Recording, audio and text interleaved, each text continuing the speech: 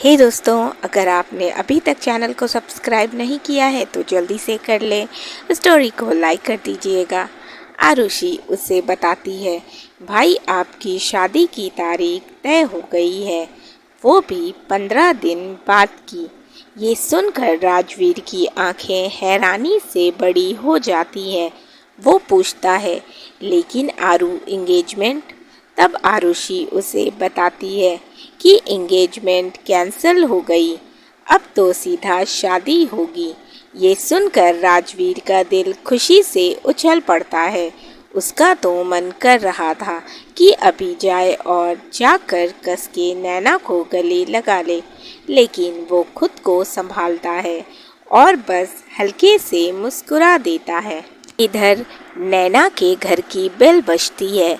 नैना जाकर दरवाज़ा खोलती है और सामने नेहा को देखकर बोलती है, कब से तेरा वेट कर रही थी, चल अब जल्दी अंदर आ।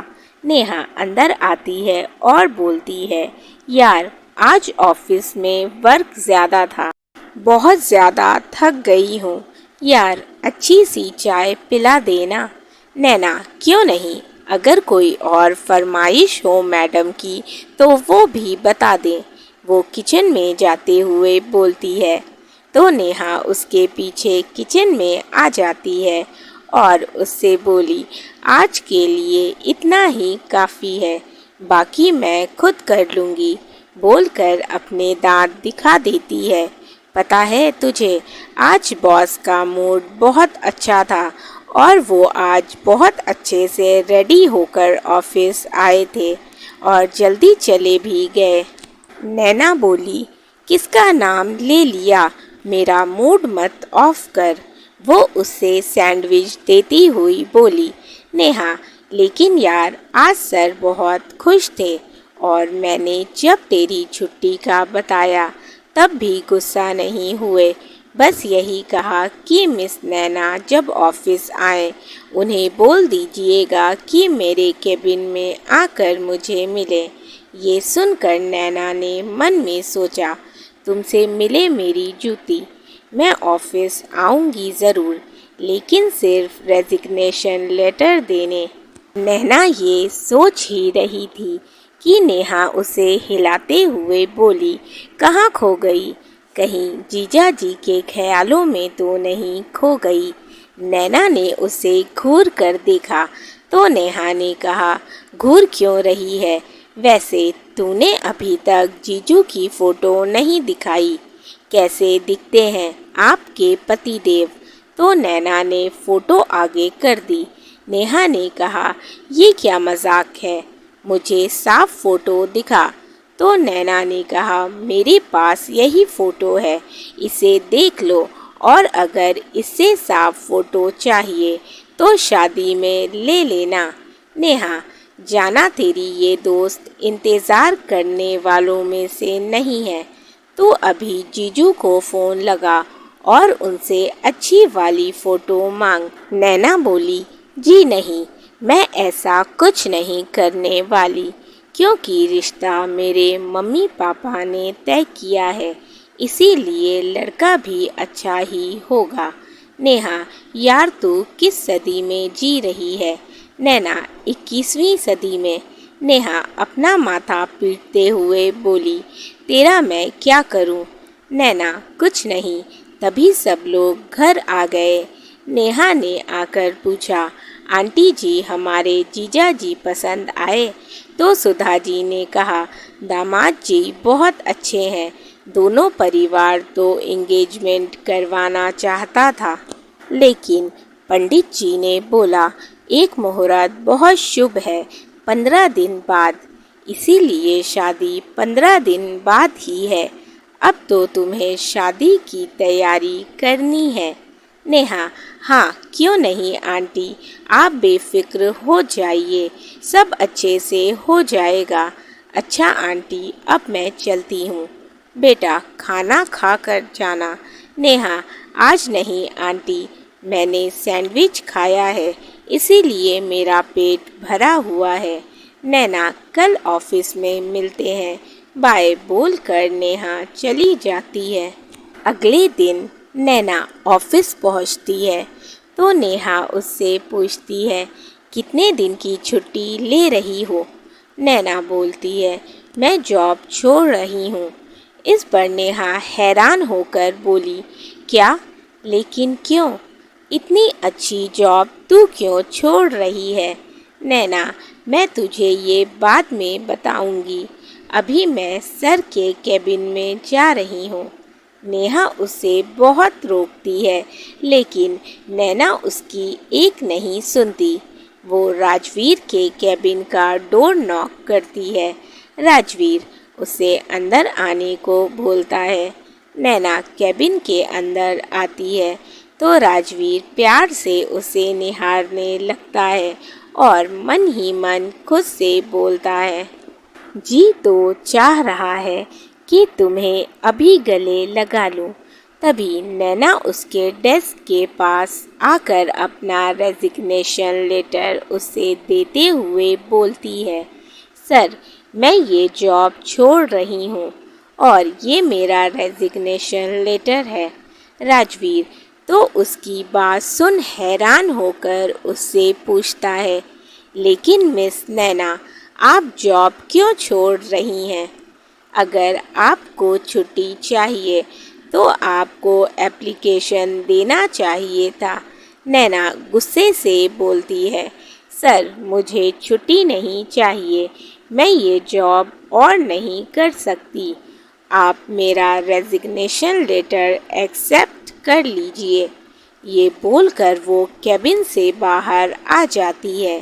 राजवीर उसका रेजिग्नेशन लेटर अपने कोट की पॉकेट में डाल लेता है और एक गहरी सांस लेते हुए बोलता है, आई नो नैना, तुमने ये जॉब अपने मन से नहीं छोड़ी, इसीलिए मैं ये रेजिग्नेशन लेटर तब तक नहीं एक्सेप्ट करूँगा जब तक तुम मुझे ये ना बता दो कि तुम दिल से ये जॉब करना चाहती हो या नहीं। इधर नैना घर आ चुकी थी और शादी की तैयारियों में बिजी हो गई थी। इसी तरह से दिन बीतते चले गए और हल्दी का दिन आ गया। हल्दी की रस्म शुरू हो चुकी थी। हर कोई पीले रंग के कपड़ों में नज़र आ रहा था। नैना ने भी पीले रंग का खूबसूरत लहंगा और फूलों के गहने पहने हुए थे। वो बहुत ज़्यादा सुंदर लग रही थी। इधर राजवीर ने भी पीला कुर्ता और सफ़ेद पैंट पहन रखी थी। इस लुक में वो किसी हीरो से कम नहीं लग रहा था। इसी तरह हल्दी और मेहंदी की रस्में पूरी हो जाती हैं और शादी का दिन आ जाता है। नैना अपने कमरे में बैठी बारात का इंतज़ार कर रही थी। उसके साथ नेहा भी थी। वो अपनी ही मस्ती में मगन उसे रेडी कर रही थी। नैना ने आज सुर्ख लाल रंग का हैवी लहंगा पहना हुआ था, साथ ही लाल रंग की कांच की चूड़ियाँ, हाथों में कलीरें, बालों में गजरा, माथे पर माथा पट्टी, कानों में सुंदर झुमके और गले में रानी हार, साथ ही एक सुंदर चोकर पहन रखा था। वो किसी अप्सरा से कम नहीं लग रही थी। नेहा ने काजल लिया और नैना के कान के पीछे लगाते हुए बोली, हाय, आज तो जीजू अपने होश ही खोने वाले हैं। नैना शर्मा जाती है। इधर राजवीर भी रेड कलर की शेरवानी में खूब जच रहा था। तभी आरुषि आती है और उसकी नज़र उतारते हुए बोलती है, अरे वाह भाई, आप तो बहुत हैंडसम लग रहे हैं। भाभी तो आपसे नज़रें ही नहीं हटा पाएंगी। राजवीर उसके गाल खींचते हुए बोलता है, थैंक यू मेरी प्यारी बहना। आरुषि मुस्कुराते हुए, अब जल्दी चलिए भाई, बारात निकलने का वक्त हो रहा है। ये बोल वो पगड़ी उठाती है और उसके सर पर पहना देती है और दोनों नीचे आ जाते हैं। फिर कुछ रस्मों के बाद बारात निकल जाती है। ढोल की आवाज़ सुनकर नेहा बोलती है, बारात आ गई। मैं अभी आती हूँ जीजू से मिलकर, आखिर इकलौती साली जो हूँ। नेहा बाहर आकर दूल्हे का चेहरा देखने की कोशिश करने लगती है, लेकिन जब उसे चेहरा नहीं दिखता तो वो मन में बोलती है, लगता है मुझे खुद ही पास जाकर जीजा जी का फेस देखना पड़ेगा, लेकिन कैसे जाऊं? फिर वो एक माला हाथ में लेकर राजवीर की तरफ बढ़ जाती है और वहां पहुंचकर राजवीर से बोलती है, जीजू मेरा नाम नेहा है और मैं आपकी इकलौती साली हूँ। अब तो आप मुझे अपना फेस दिखाइए। राजवीर मुस्कुराते हुए बोलता है, जी साली साहिबा, ज़रूर मैं आपको अपना फेस दिखाऊंगा, पर मेरी एक शर्त है, वो आपको माननी पड़ेगी, फिर ही आप मेरा चेहरा देख सकती हैं। नेहा हैरान होकर बोली, शर्त? कैसी शर्त? राजवीर मुस्कुराते हुए, पहले आप प्रॉमिस कीजिए फिर बताऊंगा। नेहा, ओके प्रॉमिस, अब बताइए। राजवीर उससे बोलता है, आप मेरा चेहरा देखने के बाद ज़ोर से चिल्लाएंगी नहीं और ध्यान से मेरी पूरी बात सुनेंगी। बोलिए, मंजूर है? नेहा हैरानी से बोलती है, ये कैसी अजीबोगरीब शर्त है? क्या आप बहुत ज़्यादा डरावने दिखते हैं? जो मैं आपको देख लूँगी तो ज़ोर से चीखूंगी। राजवीर चेहरे पर बड़ी सी मुस्कान लिए बोलता है, वो तो आपको मेरा चेहरा देखने के बाद ही पता चलेगा मिस नेहा। ये बोल वो अपना सेहरा हटा देता है। उसे देखकर तो नेहा के चेहरे का रंग ही उड़ जाता है। वो जोर से चीखती है, सर, सर आप? तो अगल बगल वाले सभी लोग बस उन दोनों को ही देखने लगते हैं। जैसे ही नेहा को एहसास हुआ कि सब लोग उसे ही घूर रहे हैं, तो वो बात बदलती हुई बोली, वो जीजू आपका फेस मेरे बॉस से बहुत मिलता है। राजवीर हंसते हुए धीरे से बोला, मिलता नहीं, मैं ही हूँ आपका बॉस, और प्लीज़ आप अभी नैना को। अभी राजवीर इतना ही बोला था कि नेहा वहाँ से तेज कदमों से नैना के रूम की तरफ भागी उसे बताने के लिए, लेकिन सुषमा जी ने उसे रास्ते में ही रोक लिया और बारात के स्वागत में लगा दिया। नेहा बेचारी कुछ बोल भी नहीं पाई और बारातियों की सेवा में लग गई। इधर राजवीर को बहुत टेंशन होने लगी कि कहीं नेहा नैना के आगे अपना मुंह ना खोल दे तो मेरी शादी होने से पहले ही कैंसिल हो जाएगी। अब मैं क्या करूं? तभी वहां अर्जुन आ गया। राजवीर ने अर्जुन से कहा, मेरी बहन आरुषि को बुला सकते हो, मुझे कुछ काम है। अर्जुन बोला, ओके जीजू, अभी बुलाता हूँ, और आरुषि को ढूंढने लगा। तभी आरुषि सामने से आती हुई दिखी। उसने आज पीच कलर का लहंगा पहना हुआ था, कानों में बड़े बड़े झुमके, माथे पर टीका, साथ ही हल्का मेकअप। आज वो भीड़ में भी अलग दिख रही थी। अर्जुन की निगाह आरुषि पर कुछ देर के लिए ठहर गई, लेकिन जैसे ही आरुषि पास आई, उसने फिर से अपना चेहरा ऐसा बना लिया जैसे उसके फेस पर कोई भाव ही ना हो, और आरुषि से बोला, राजवीर जीजू आपको बुला रहे हैं। आरुषि बोली, हाँ, भाई का फ़ोन मेरे पास ही रह गया है, इसीलिए वो मुझे बुला रहे होंगे। बोलकर आरुषि राजवीर के पास आ गई और उसे फ़ोन देकर बोली, भाई थोड़ी देर भी आप फ़ोन के बिना नहीं रह सकते।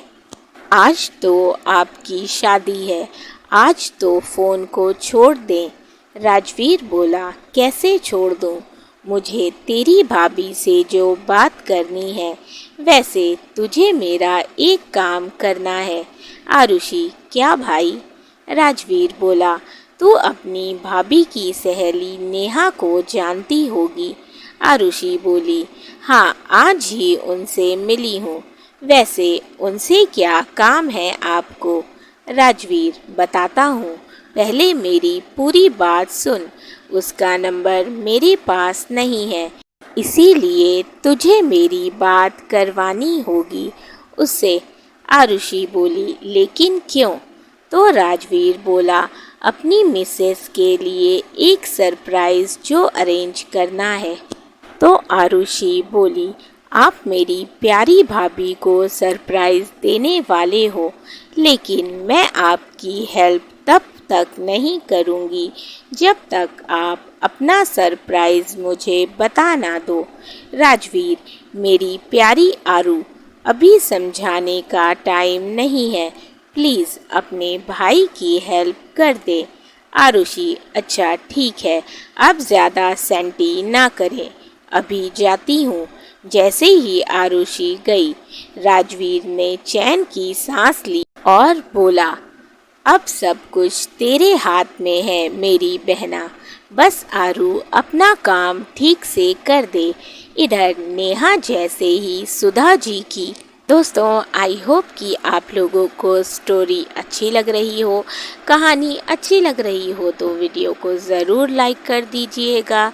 साथ ही अपने फीडबैक मुझे ज़रूर दें। इसी तरह से प्यार बनाए रखें। Thank you for watching and keep supporting. Love you all. Bye bye.